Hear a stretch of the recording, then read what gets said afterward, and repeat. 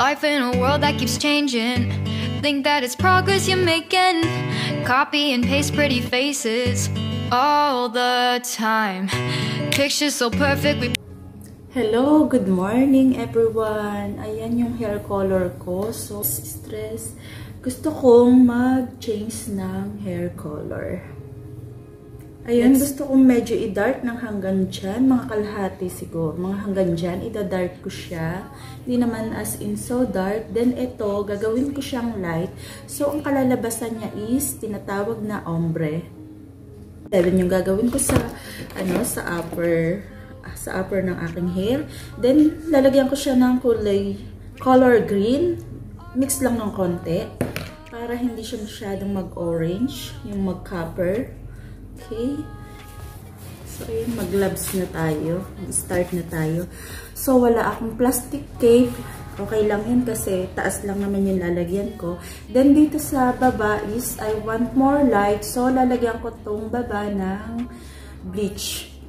And then, after malagyan ko siya yan ng bleach, then, pagligo ko, isa-shuffle ko lang yung dark na kulay dito sa baba. So, para hindi siya ganun katingkad ng light, mag-balance yung kanilang combination ng kulay.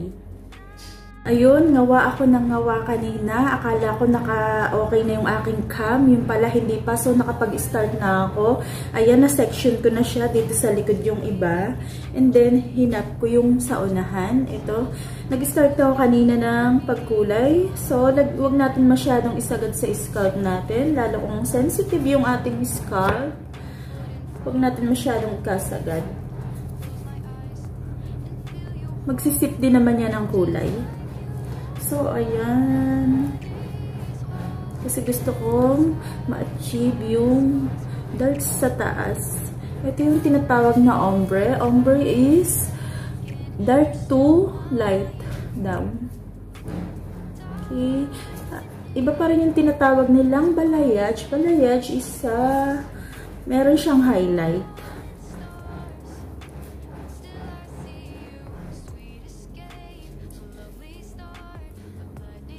So, para mag-light yung dito, mag-more on light sa baba ng aking hair, i-bleach ko siya. Kasi, na siya, already light na. So, nag-copper na ulit, na wala na uli yung dati niyang kulay. So, lalagyan ko lang siya ng 10% na volume. And then, ayun, bleach powder. Para lang mag-more on light. Ayun, nalagyan na yung aking noo.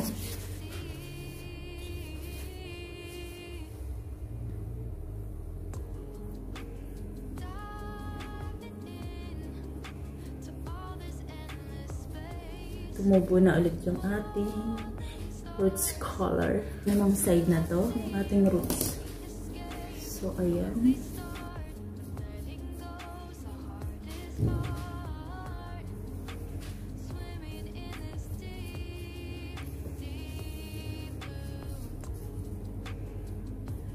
So guys, before nyo gayahin, pag-aralan nyo muna kung kayo lang yung gagawa po. Ito, based on my work, kaya nagagawa ko sa sarili ko. Yun lang po yung advice ko. Lalo na kung magbe-bleach po tayo ng buhok. Be sure na kung magbe-bleach kayo, be sure na hindi kayo nagpariban. Kung keratin o protein, it's fine kasi with treatment yon. Ang sensitive lang yung mga nakariban. Pero kung after 1 year naman na siya, okay, pwede nang kulayan. But, depende pa rin sa ng ating strand ng buhok. Kasi merong maselan ang buhok pag narariban na. So, hindi na siya advisable lagyan ng light color and i-bleach. So, be careful guys. Pag mga nagpariban. Ayan, hanggang dyan lang naman yung kukulayan ko na dark. Sa pababa, i-light ko na yan.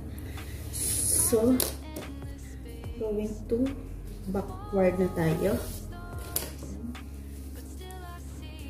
So, i-feel nyo lang kung yan. Hanggang saan yung mapahiran nyo. Siyempre, nasa backside tayo. Hindi natin siya nakikita.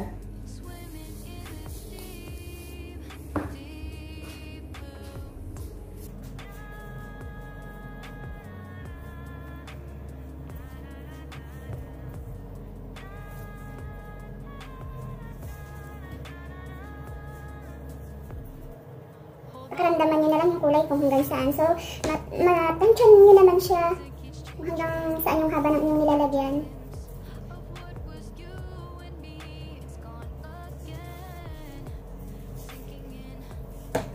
So, pag binanlawan nyo, i-sure nyo na lang na masyashuffle nyo siya ng mahusay sa buhok nyo para mag-balance din yung ating hair color.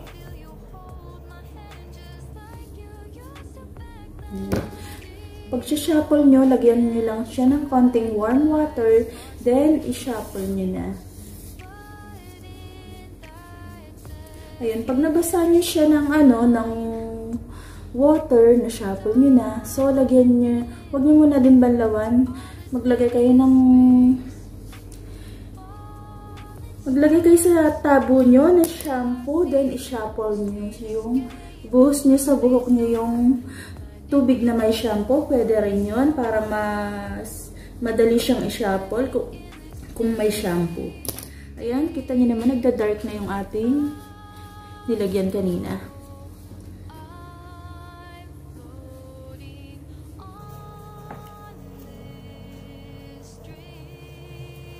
Yan, sa kabilang side na ako. Hindi ko ito patatagalin as in, ibabad ko lang siya ng 10 to 15 minutes kasi hindi naman natin kailangan yung sobrang dark. Hindi ko kailangan ng sobrang dark. Gusto ko lang medyo dark yung taas, then light sa baba.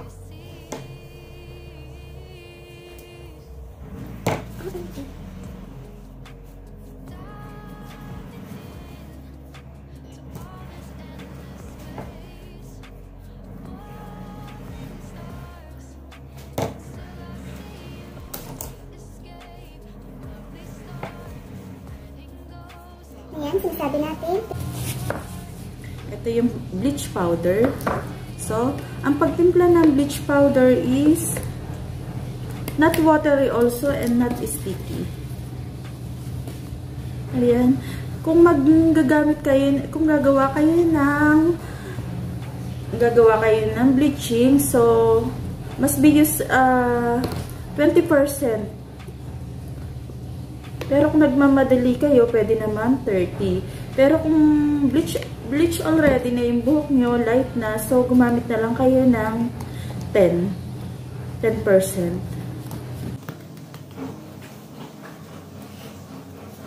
So, ayun, mag-bleach tayo. Dahil manipis lang naman yung aking buhok, hindi ko na isa-section.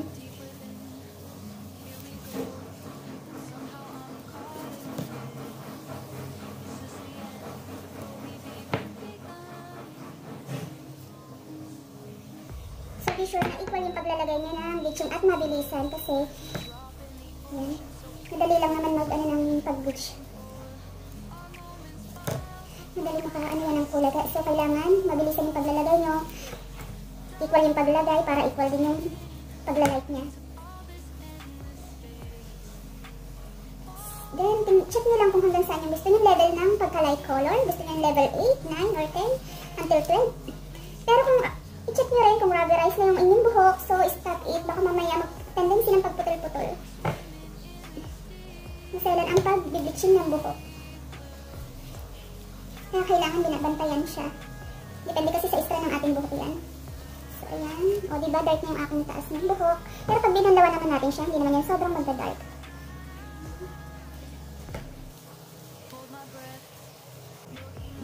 Pero kung highlight yung gagawin nyo, kailangan mas sectioning talaga. At saka, gusto niyo ng magandang balutin niyo siya sa foil. Ito naman kasi pull off, lightening lang, kaya hindi ko na siya sinection at manipis lang din yung hair ko.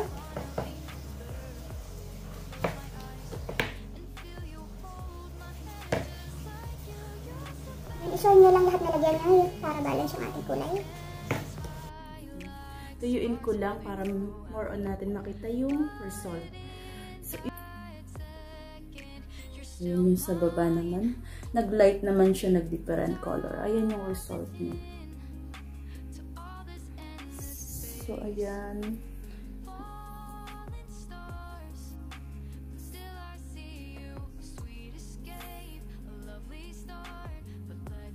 Parang may highlight lang siya kasi nagsha-shuffle yung yung dark sa taas, then may light.